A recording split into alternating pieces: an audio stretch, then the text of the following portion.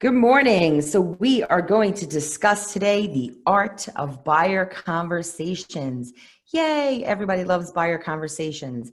They are super, super important because the better the conversation, the more loyal, the more information that you're going to get. And like I said, the more loyalty you'll get out of a buyer. So winning the first conversation, according to a study by InsideSales.com, 47% of all buyer leads were never responded to. That is insane.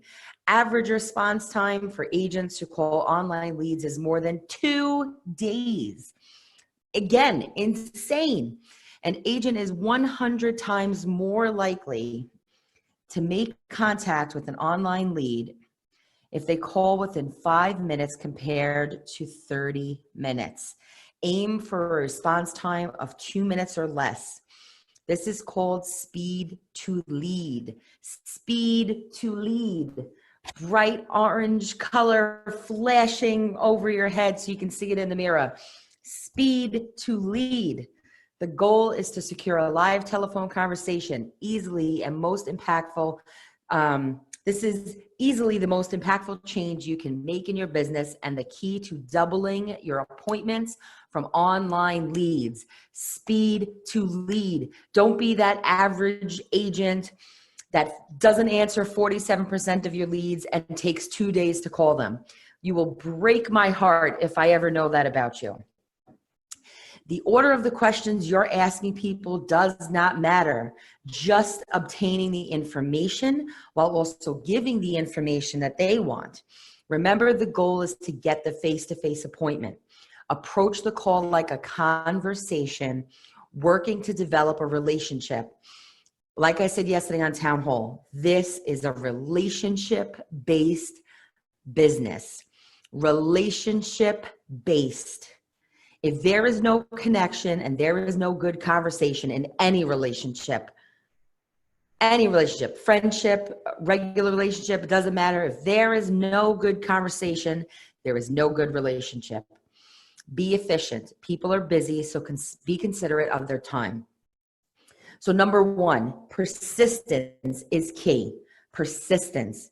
Diversify your communication methods to tee up more appointments. So we talked about this last week, about that 10-day step, that 10-day plan to keep in touch and to try and connect with those leads. Let's just review those 4 things really quick. So phone. If you can't make contact on your initial call, keep trying. Make 3 calls within the first 24 hours. Leave a message on the 3rd call, maybe not the 1st or the 2nd. Because if they don't want to talk to you, they're going to be like, oh, I'm not calling that, I'm not listening to that person. And they might ignore you. If they don't know who you are and you call 3 times, by the 3rd time, they might answer the phone like, okay, who is calling me? Text. Many leads prefer to use text messaging. Send a text. Tee up the first phone conversation.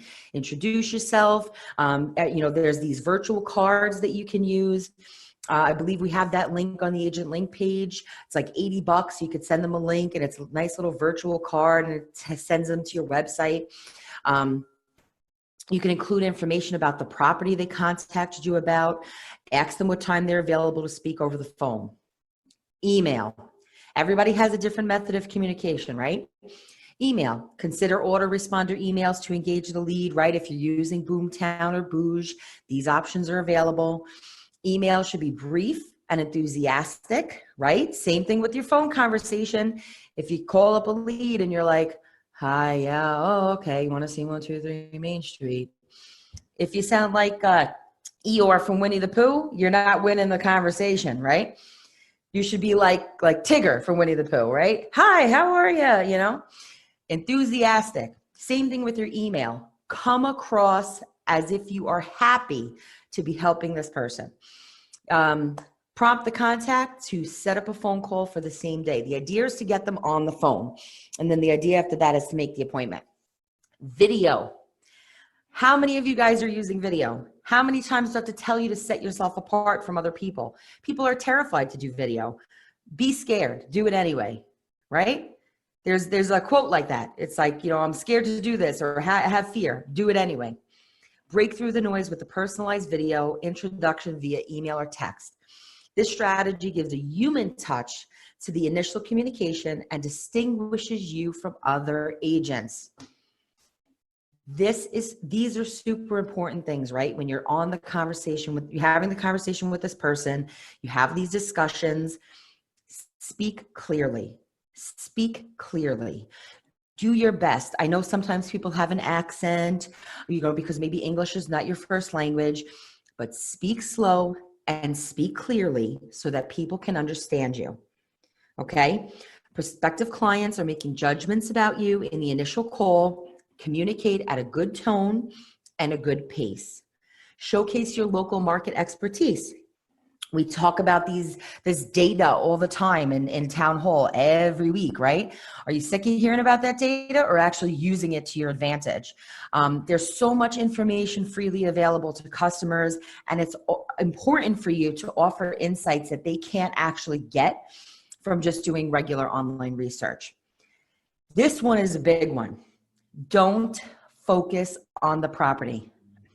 Hi, I want to see 123 Main Street. Great. When do you want to see it? Oh, I want to see it on Thursday. Great. Are you available 4 o'clock? All right, wonderful. I'll work to confirm that. So have you seen anything else in the area that you'd like to take a look at as well? How long have you been looking? Don't focus on the specific property that they have called in about or emailed in about. You lose if you only focus on the one property because you're not working on actually building that relationship. One thing that I could tell you is maybe record your calls if possible and go listen back and critique yourself and think about how you can do better. But remember, the objective in the initial call is to exchange information, focus on answering their real estate questions while subtly asking questions of your own to gain perspective about the prospective client and determine how you can best provide support. So we'll talk about the strategy surrounding that. And then the last one is be yourself. Nobody wants to speak to a robot. Practice your scripts before you call so you can come across as natural and confident.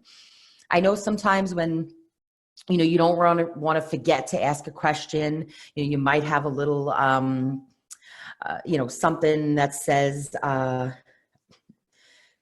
like, hey, don't forget to ask these 5 questions, right? Faik brought up a great thing. If you're getting Premier Agent calls from Zillow, they do record those calls. I highly, highly, highly encourage you to go and listen to yourself. Even if it makes you want to throw up after you listen to yourself anyway, because you know what? The more you listen to yourself, the more you can improve yourself. And it will help you a lot because you'll listen to yourself and be like, oh my God, why did I say that? Or maybe you listen to yourself and you notice that when you say one specific thing, people are very open to sharing more with you. You're like, oh, I'm going to use that line from now on, right? So thank you, Faik, for sharing that. Ford, family, occupation, recreation, and dream. These are 4 things that you can focus on this is to win any conversation. You go on a date, they tell you to focus on these things. Anything that at all, this wins conversation. Now, you don't have to be super specific, right? You can be general, but let's say they're looking at 123 Main Street. Oh, I see that it's by a train. Is that important to you? Is that something you need? Oh, yes, I take the train to work.